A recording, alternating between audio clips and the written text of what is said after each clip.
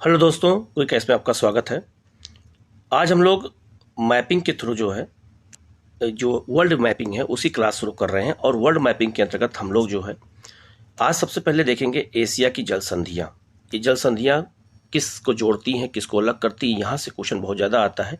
तो हम लोग जो है अलग अलग महाद्वीप के अनुसार चलेंगे तो इससे याद जल्दी हो जाएगा। और मैप के थ्रू बिल्कुल हम लोग पढ़ेंगे, और जब मैप के थ्रू बिल्कुल पढ़ेंगे तो हमें बिल्कुल दिमाग में बैठ जाएगा। वर्ल्ड मैपिंग बहुत ज़रूरी है, क्योंकि चाहे वो बीपीएससी का एग्ज़ाम हो, यूपीपीसीएस का एग्ज़ाम हो, यूपीएससी का एग्ज़ाम हो, किसी भी स्टेट का एग्ज़ाम हो, कोई भी एग्ज़ाम हो, यहाँ सबसे जब क्वेश्चन आते, चाहे वो पर्वत हो, पठार हो, मैदान हो, चाहे वो आपका कुछ भी पूछा जाए, वो मैपिंग के थ्रू अगर हम पढ़ते हैं तो हमें जल्दी याद हो जाता है। तो आज से हम लोग वर्ल्ड मैपिंग की भी क्लास शुरू कर रहे हैं, और आज हम लोग एशिया महाद्वीप की जल संधि के बारे में देखेंगे। और याद रखिएगा, एशिया के बाद यूरोप, यूरोप के बाद में उत्तरी अमेरिका, दक्षिणी अमेरिका, अफ्रीका, जहाँ जहाँ भी जो जो जल संधियाँ बहुत इंपॉर्टेंट हैं, उन जल संधियों को अलग अलग वीडियो के माध्यम से हम लोग देखेंगे। आज हम लोग एशिया की जल संधि के बारे में बात करेंगे कि जल संधि किसे कहते हैं। पहले ये हम मैप के थ्रू समझ लेते हैं। देखिए, जल संधि को जल डमरू मध्य भी कहा जाता है, ये भी याद रखिएगा। और जल संधि क्या करती है, क्योंकि जल नाम लिखा है तो जल संधि क्या करती है, दो सागर को जोड़ने का काम करती है। याद रखिएगा, जल संधि दो सागर को जोड़ने का काम करती है। लेकिन अगर कहा जाए जल संधि दो स्थल को अलग करने का भी काम करती हैं, तो याद रखिएगा जल संधियां दो स्थल को अलग कर देती हैं और दो सागर को आपस में जोड़ देती हैं। ठीक है, अब कौन कौन सी जल संधियां कहाँ कहाँ पर हैं, बिल्कुल मैप के थ्रू हम लोग देखेंगे और उनकी विशेषताओं को जानेंगे, और उनसे जुड़े हुए क्वेश्चन कैसे पूछे जा सकते हैं ये भी हम चर्चा करेंगे। सबसे पहले हम बात करेंगे बेरिंग जल संधि। बेरिंग जल संधि से जुड़े हुए क्वेश्चन बहुत ही महत्वपूर्ण है। और याद रखिएगा, ये जल संधि आप देखिएगा, ये प्रशांत महासागर और आर्कटिक महासागर को जोड़ती है।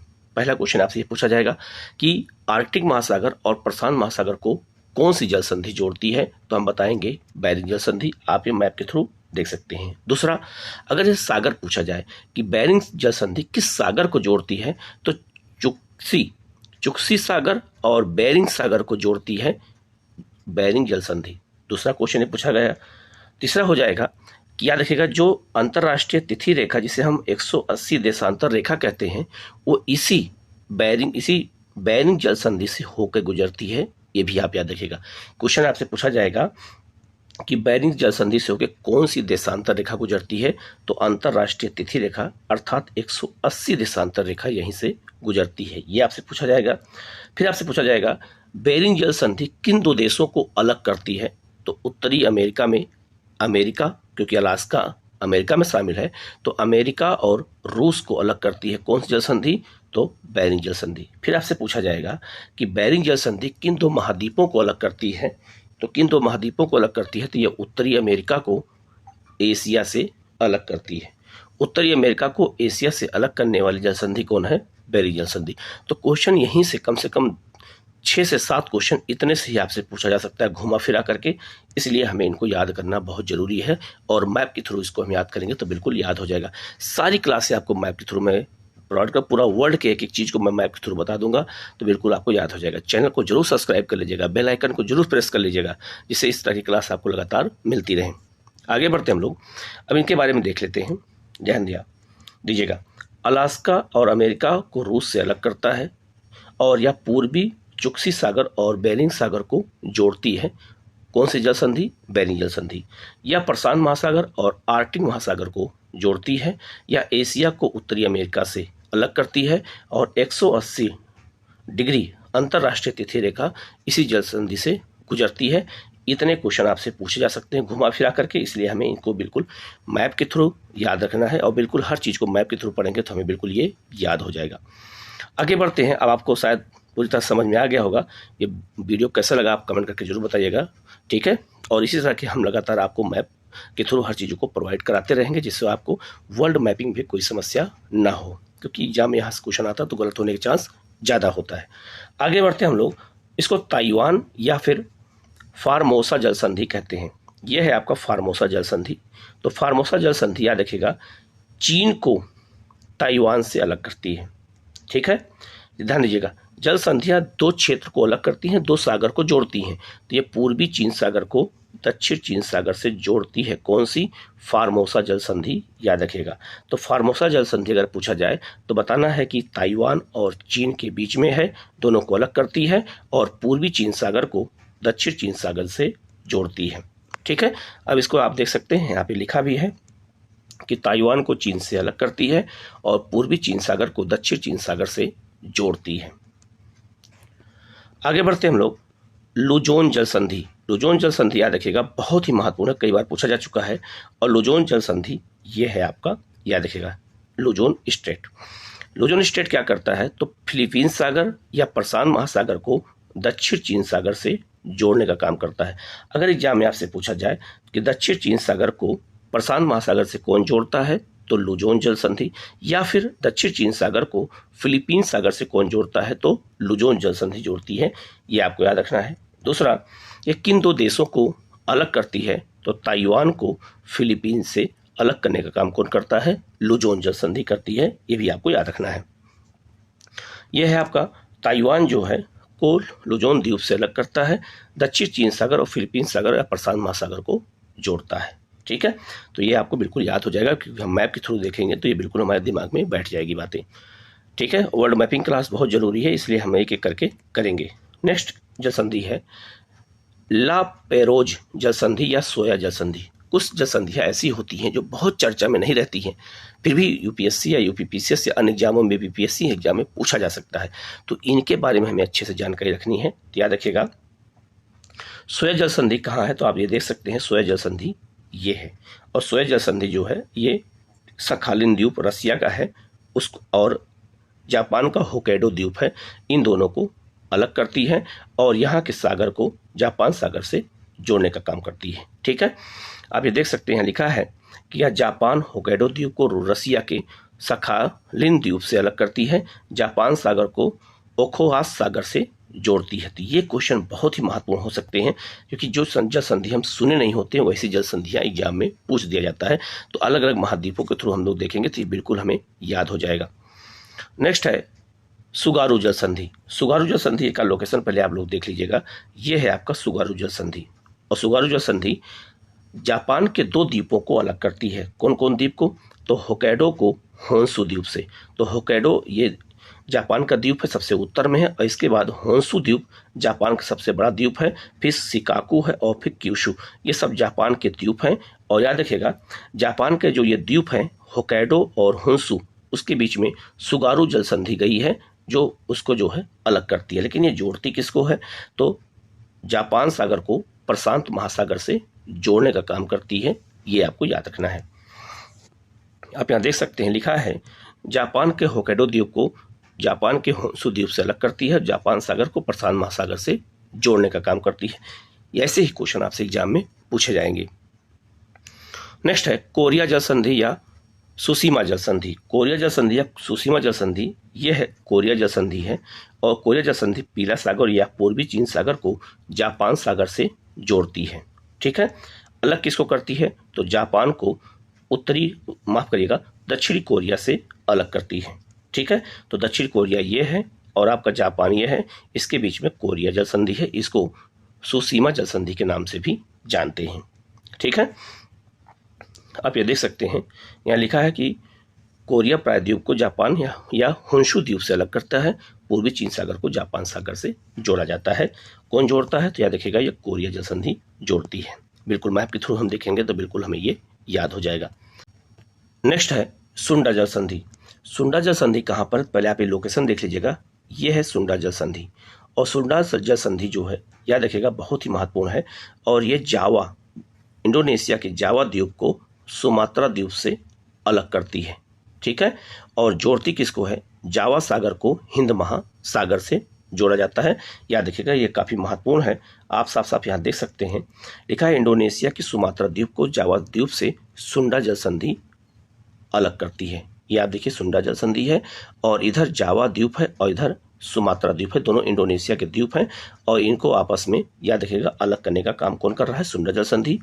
हिंद महासागर को जावा सागर से जोड़ती है, तो ये जावा सागर है और यहाँ पर हिंद महासागर है, दोनों को ये जोड़ने का काम करती है। इसके अलावा सुंडा, इसका नाम कैसे पड़ा? इसका नाम सुंडा समुदाय के नाम पर पड़ा है, या सुंडा समुदाय के लोग पाए जाते हैं इसे सुंडा जल संधि इसका नाम पड़ गया है। नेक्स्ट है मलक्का जल संधि। ये संधि बहुत बार एग्जाम में पूछा जा चुका है। मलक्का जल संधि बहुत ही महत्वपूर्ण जल संधि है। याद रखिएगा, ये आपका मलक्का जल संधि आपको ये दिख रही है, ठीक है। तो याद रखिएगा, मलक्का जो जल संधि है वो मलेशिया अर्थात मलाया प्रायद्वीप, मलेशिया जो है मलाया प्रायद्वीप में है, तो मलेशिया को इंडोनेशिया से अलग करती है। याद रखना, ठीक है, इंडोनेशिया को अलग कर देती है। ये जोड़ती किसको है? दक्षिण चीन सागर को। ये पूरा दक्षिण चीन सागर है, दक्षिण चीन सागर को जोड़ती है ये अंडमान सागर को, या इसको बंगाल खाड़ी भी कह सकते हैं। तो ऑप्शन अगर बंगाल खाड़ी रहे या अंडमान रहे तो या फिर दक्षिण चीन सागर रहे, ठीक है। तो याद रखिएगा, ये जल संधि जो है किसको जोड़ती है? तो अंडमान सागर या बंगाल की खाड़ी को दक्षिण चीन सागर से, और यहीं से प्रशांत महासागर में जाने का रास्ता होता है व्यापार का। तो ये व्यापारिक मार्ग सबसे महत्वपूर्ण मार्ग में से एक है। याद रखिएगा, मलक्का जल संधि बहुत ही महत्वपूर्ण है, इसको आपको याद रखना है। मलक्का जल संधि के बारे में याद देख लेते हैं। यहाँ देख लीजिएगा, लिखा है कि मलेशिया मलाया प्रायद्वीप को सुमात्रा द्वीप से अलग करती है। ये मलाया प्रायद्वीप है और ये सुमात्रा द्वीप है इंडोनेशिया का, इसको भी अलग करती है। तो ऐसे भी आपसे क्वेश्चन पूछा जा सकता है। इसके अलावा अंडमान सागर हिंद महासागर को दक्षिण चीन सागर से जोड़ती है। तो ये भी हो सकता है, आपसे ये भी पूछा जा सकता है कि प्रशांत महासागर को हिंद महासागर से कौन सी जल संधि जोड़ती है? तो मलक्का ही जोड़ती है। कैसे? ये पूरा हिंद महासागर है और ये पूरा प्रशांत महासागर है, तो महासागरों की बात अगर हो जाएगी तो मलक्का जल संधि ही जोड़ेगी, आपको ये याद रखना है। इसके अलावा यह जल संधि याद रखिएगा, ये मलेशिया और इंडोनेशिया को अलग करती है, तो ये भी काफ़ी महत्वपूर्ण है। इस जल संधि बहुत ही महत्वपूर्ण है, इसको आप लोकेशन जरूर देख लीजिएगा और इसको ध्यान से देखेंगे, दिमाग में बैठाएंगे तो बिल्कुल आपको ये याद हो जाएगा, ठीक है। बहुत ही महत्वपूर्ण जल संधि है, इसलिए इसको निगलेक्ट नहीं कर सकते हैं। उससे ज़्यादा महत्वपूर्ण है हॉर्मुज जल संधि। हॉर्मुज जल संधि याद रखिएगा, जल डमरू मध्य कह सकते हैं इसको, और ये है हॉर्मुज जल संधि, आपको ये दिख रही है, ठीक है। तो ये किसके किसके बीच में है? तो याद रखिएगा, जो ये देश है ये आपका है संयुक्त अरब अमीरात और ये है आपका ईरान। तो ईरान और संयुक्त अरब अमीरात के बीच में हॉर्मुज जल संधि है, और ये जोड़ती किसको है? तो फारस की खाड़ी को जोड़ती है ये ओमान की खाड़ी से। ये फारस खाड़ी, ओमान की खाड़ी। अगर ऑप्शन में ओमान खाड़ी ना दिया हो तो हम अरब सागर को मानेंगे कि अरब सागर को फारसी खाड़ी से जोड़ने का काम कौन करता है? हॉर्मुज जल संधि करती है। याद रखना, और किन दो देशों के बीच में है? तो ये ईरान है और ये संयुक्त अरब अमीरात को अलग करती है ये जल संधि। काफ़ी महत्वपूर्ण जल संधि है ये, ठीक है। यहाँ आप देख सकते हैं, यह फारसी खाड़ी को ओमान खाड़ी या अरब सागर से जोड़ता है, संयुक्त अरब अमीरात और ओमान को ईरान से ये अलग करता है।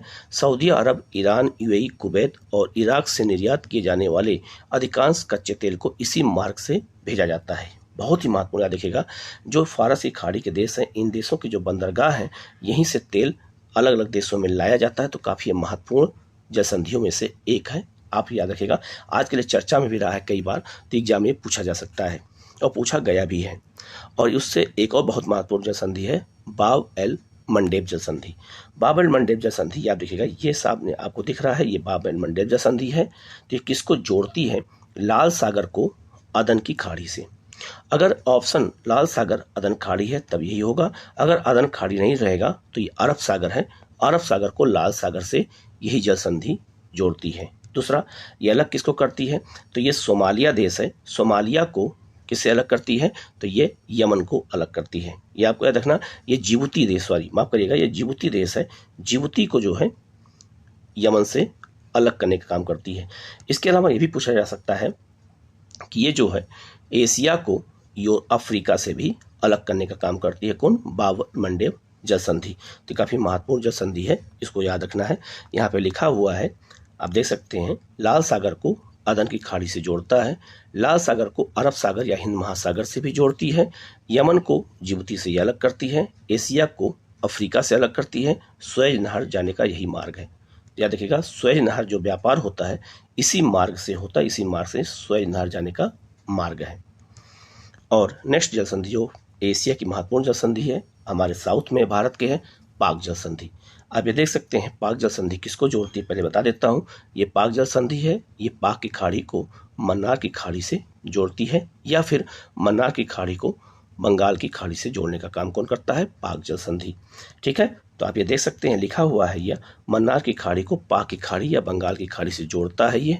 भारत के तमिलनाडु राज्य के पंबन द्वीप को श्रीलंका के उत्तरी प्रांत के जाफना जिले को जोड़ा जाता है, मतलब अलग करता है। ठीक है, तो किसको अलग करता है याद रखिएगा, ये पंबन द्वीप है और ये जाफना है, इसको अलग करने का काम कौन करता है, पाक जल संधि करती है। अच्छा, यहीं पर बेगई नदी का मुहाना भी है पाक जल संधि। अगर आपसे ये पूछा जाए कि पाक जल संधि में कौन सी नदी गिरती है, तो बेगई नदी गिरती है। ये आप देख सकते हैं, ये बेगई नदी गिर रही है यहाँ पे। ठीक है, पाक जल संधि में ये भी काफ़ी महत्वपूर्ण हो सकता है। या इसके दक्षिण तरफ राम सेतु है। और पाक जल संधि नाम कैसे पड़ा, तो यह जल संधि रॉबर्ट पाक एक कौन थे, तो ब्रिटिश राज के दौरान मद्रास प्रेसिडेंसी के एक गवर्नर थे, इन्हीं के नाम पर ये रखा गया है। तो पाक जल संधि में रॉबर्ट पाक ये कौन थे, तो ब्रिटिश शासनकाल में ये मद्रास प्रेसिडेंसी के गवर्नर के नाम पर ही इसको रखा गया है। और ये गवर्नर कब से कब थे, 1755 से 1763 के बीच में। तो इन्हीं के नाम पर इस जल संधि का नाम रखा गया है। तो ये जल संधियाँ बहुत महत्वपूर्ण जल संधियाँ जो एशिया की थी, मैंने आपको बता दिया। आप चैनल को जरूर सब्सक्राइब कर लीजिएगा, बेल आइकन को प्रेस कर लीजिएगा। और एक बात याद रखिएगा, किसी को टेलीग्राम पर टेस्ट देना हो तो टेलीग्राम का टेस्ट का लिंक जो है इसी वीडियो के कमेंट में शेयर कर दूंगा, आप वहाँ से ले करके और टेस्ट भी दे सकते हैं। डेली टेस्ट होता है। और याद रखिएगा, ये किसी भी एग्जाम में ये सारे मैपिंग की क्लास के लिए बहुत महत्वपूर्ण है। मैपिंग से क्वेश्चन अगर आए तो गलत ना होने पाए, तो अलग अलग वीडियो बना करके हम हर पूरे दुनिया की चीज़ों को, पर्वत हो, पठार हो, मैदान हो, मरुस्थल हो, सबका वीडियो बना के हम लगातार आपको प्रोवाइड कराते रहेंगे। बस आप लोग चैनल से जुड़िए, चैनल को सब्सक्राइब कीजिए, अपने दोस्तों को बताइए, उनको शेयर कीजिए और जो है उनको भी इससे जोड़ें, जिससे उनको भी ये लाभ मिल सके। Okay, thank you.